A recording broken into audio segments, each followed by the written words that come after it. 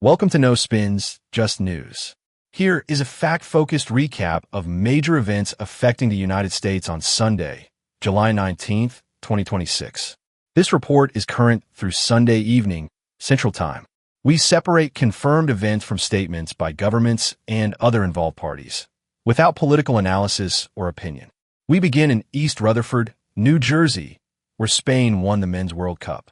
Spain defeated defending champion Argentina 1-0 after the final remained scoreless through 90 minutes of regulation. Substitute Ferran Torres broke the tie in the 106th minute during extra time. Spain held that lead through the final whistle to claim its second Men's World Cup championship. Its first came in 2010. Argentina finished the match with 10 players after Enzo Fernandez received a second yellow card in second-half stoppage time. The final completed the largest World Cup format to date. 48 national teams and 104 matches across the United States, Canada, and Mexico. 11 American metropolitan areas hosted matches during the nearly 6-week tournament. Argentina had been trying to become the first repeat champion since Brazil won consecutive titles in 1958 and 1962. The central result is straightforward.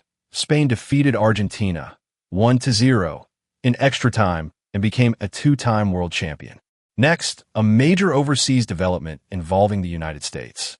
The U.S. military said it carried out another round of strikes against Iran following an Iranian attack on a base in Jordan. The military said 2 American service members were killed in that attack and a third was missing. It later announced another death after unidentified remains were recovered and said those remains were being examined. The Associated Press reported that the announcement brought the number of U.S. service members killed since the war began to 17. U.S. Central Command said the latest strikes targeted military forces and capabilities connected to Iran's Islamic Revolutionary Guard Corps. The command said the operation was also intended to reduce threats to commercial shipping in the Strait of Hormuz. Those descriptions of the targets and the operation's purpose come from the U.S. military. Independent reporting confirmed that strikes occurred, but a complete independent assessment of the targets and damage was not available by this report's cutoff. Iran, meanwhile, said launched drones and missiles toward locations used by American forces in Kuwait and elsewhere in the region. That account is attributed to Iranian authorities. Kuwait Petroleum Corporation said one of its oil facilities was hit in repeated Iranian attacks, causing significant damage and injuries. Kuwait also reported an attack on a power and water desalination plant that caused fires and damaged generating units. Those damage reports come from Kuwaiti authorities and the state-owned companies responsible for the facilities. Traffic through the Strait of Hormuz remained sharply reduced. The waterway is a major route for global oil shipments, so governments, shipping companies, and energy markets continue to monitor the disruption. This report does not predict what that may mean for fuel prices. What is independently clear is that American and Iranian strikes continued and regional shipping remained disrupted. Specific targets, casualty totals, and damage figures supplied by parties to an active conflict can change as more information becomes available. In Washington, a rarely used special federal court received its first publicly listed case. The Justice Department filed an application with the Alien Terrorist Removal Court, which Congress created in 1996 to hear government requests involving the removal of non-citizens accused of terrorism-related activity. The court's official website lists the matter as Case 2026 TRC-1, along with the government's application and a court order. The publicly available application is one page and does not identify the person the government is seeking to remove. After a hearing on Thursday, the court said it had questions about the connection alleged by the government and directed the Justice Department to provide more information by Wednesday. The important distinction is that the filing is an application, not a court finding. It states what the government is asking the court to do. It does not establish that the allegations have been proven. Until this filing, the court had existed for about 30 years without a publicly listed case. Weather and air quality also affected a broad part of the country this weekend. Smoke from wildfires in Canada and northern Minnesota spread across parts of the Midwest, Great Lakes, Northeast, and Mid-Atlantic.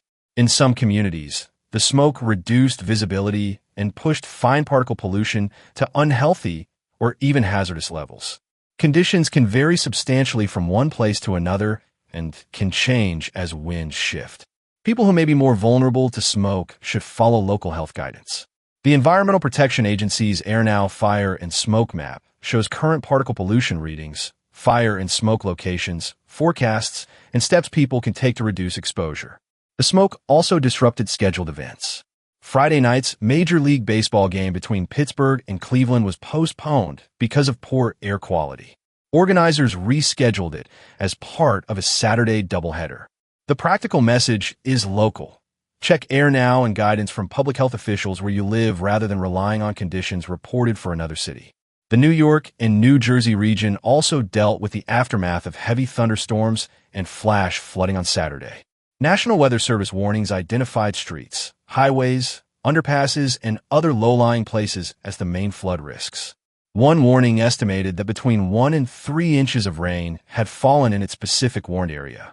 CBS New York later reported average recorded totals of roughly 2 to 3.5 inches across affected locations, with radar estimates of 4 to 6 inches in some of the hardest-hit places.